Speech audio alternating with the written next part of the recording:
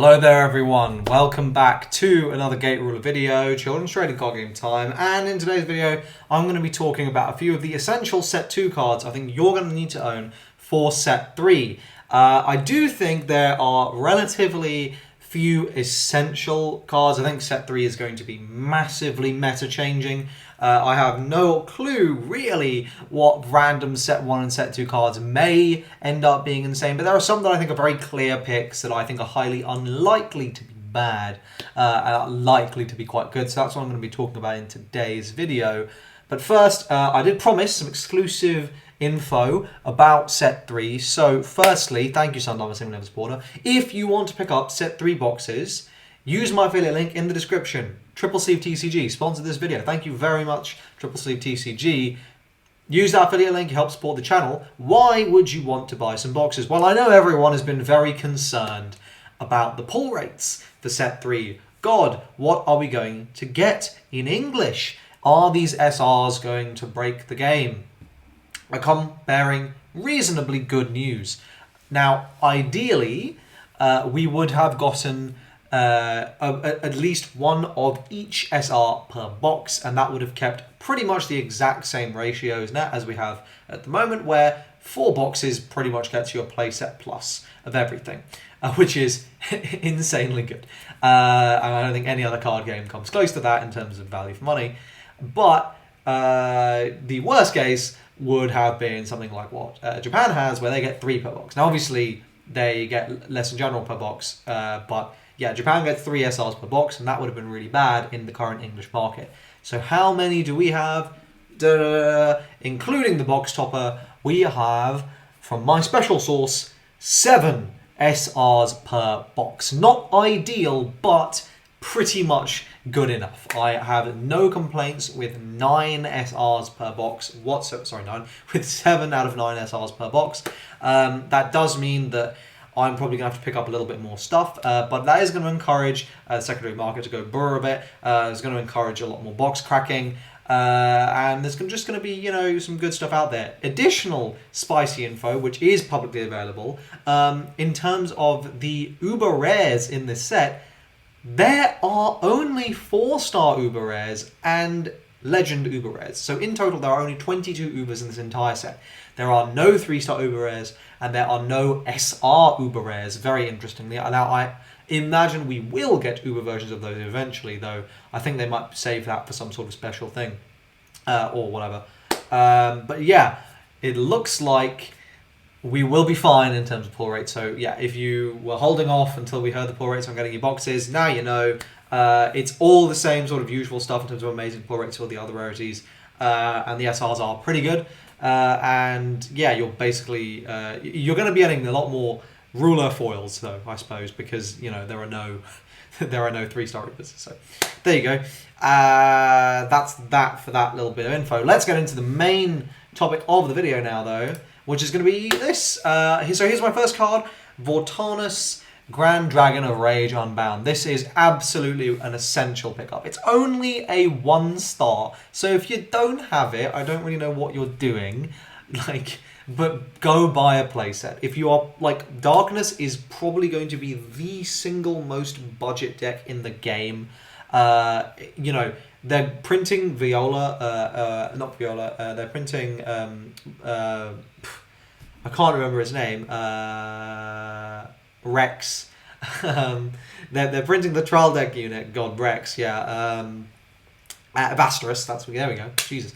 They're printing Vasterus as a promo in November for locals. So literally, I think you might be able to do the entire Overlord Darkness deck with 1 starter, a few promos, and a bunch of low rarity stuff and a couple of 4-stars, with maybe some superior rares. But rest assured, I will be bringing you a budget deck profile that will be at least tier 1.5, because this deck is definitely very, very, very solid. If you haven't seen what I did already, you can check out my deck profile there for Darkness, where I took essentially $40 worth of cards and 1 locals in the 2.5 format. So, you know, the deck is going to be really good, and this is a essential part of that. So, yeah, if you don't have 4, just go get 4. It's a common. Just go get them, all right? Next, another common, In One Breath, A Life to to death. This is another 1-star card and another insanely valuable card in Overlord Darkness. Of course, being able to play this for 1, healing, doing some destruction as well. Like, the destruction is kind of just a, like, you know, it's all sort of gravy. But like, for 1 to pop something, you'd be like stonks. For 1 to heal something, you'd be like stonks, and this does both. So yeah, this is really, really, really solid. It is only a level 1 or lower unit, so it's possible this might fall off if we don't see many of those in the format. Though I think that is unlikely. I think, you know, we're always going to see level 0s, so this should basically always be a safe inclusion. And of course, it is a level 2 with the Darkness attribute, which is also giving it value. Yeah, really, really solid card. Pick up 4. You might not play 4, but pick up 4. Next, some Atlas cards. And look, all right, I'm biased here. I'll be honest. This is a card I'm actually bringing up because I think it's an important discussion point. So those of us who've been paying close attention to the card reveals basically have yellow-blue pegged as just good no matter what you do, no matter what ruler you build, no matter what sort of, no matter what you really try to do with it. Like, as long as you include that shell of very powerful cards, Lucifer, Embrace of Aeons, Shot from the Heavens, that sort of stuff, your deck is going to be good. That because you have so much like power there, and you can do whatever you want really. So you can build it around Alice, you can build it around Zoo, you can build it around Genesis Summoning, you can do all sorts of things, right? But as long as you have those essential things there, it's going to work for you.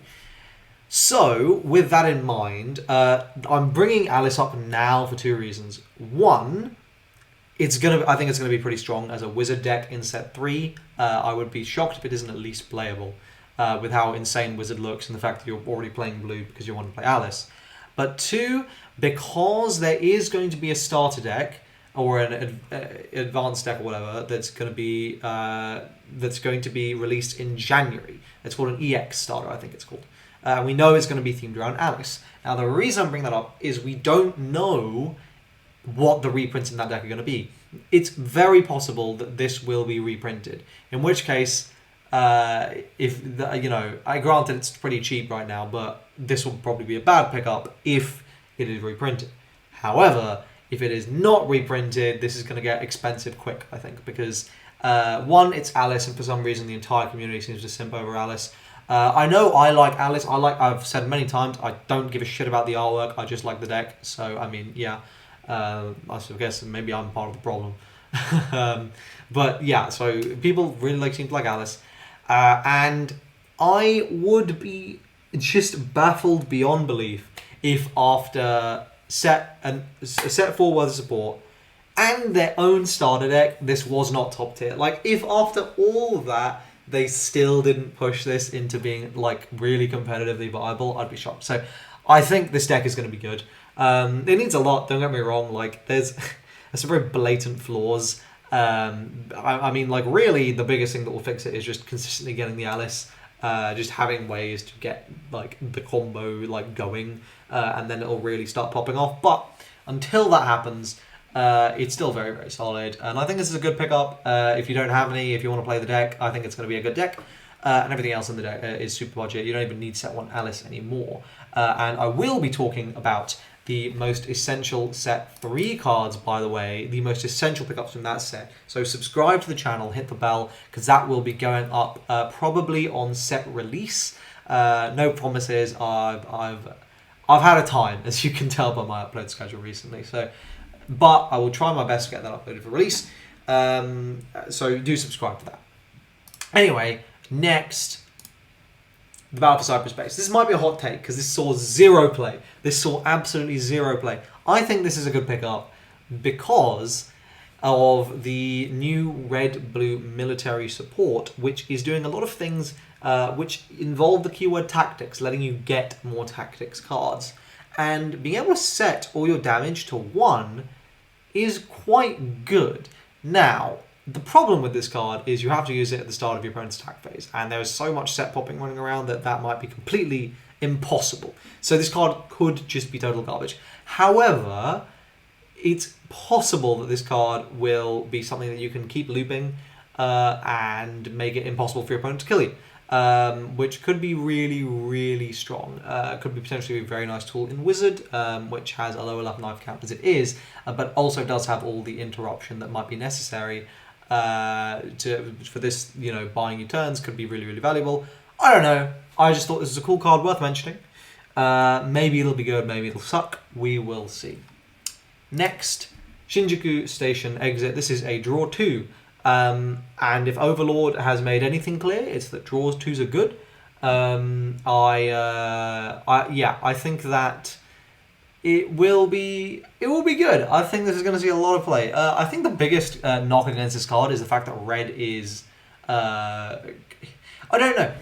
Red is falling off a little, but also they got so many nice consistency tools that maybe they're not. I have no idea, honestly. I just want to play the set and really throw myself into the meta. But I think this is going to be a really, really good pickup. And incidentally, on that sort of vein, I actually completely forgot to get one card up, but it's right here, so no stress there. It is this Demon Lord Melrose Magic Calibrator.